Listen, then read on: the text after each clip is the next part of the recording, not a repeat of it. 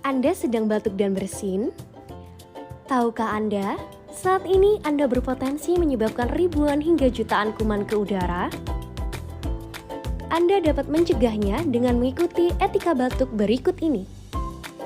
Saat Anda batuk atau bersin, selalu gunakan tisu atau sabun tangan untuk menutup mulut dan hidung. Jika tidak ada tisu, gunakan lengan bagian dalam, bukan menggunakan telapak tangan. Gunakan masker yang menutup mulut dan hidung selama Anda batuk dan bersin. Buanglah tisu setelah digunakan ke dalam tempat sampah.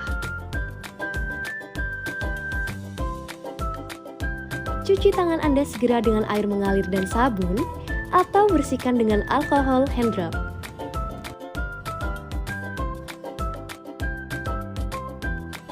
Jangan membuang ludah atau dahak di sembarang tempat. Dengan menjalankan etika batuk ini, maka kamu ikut membantu mengendalikan infeksi di sekitar kita.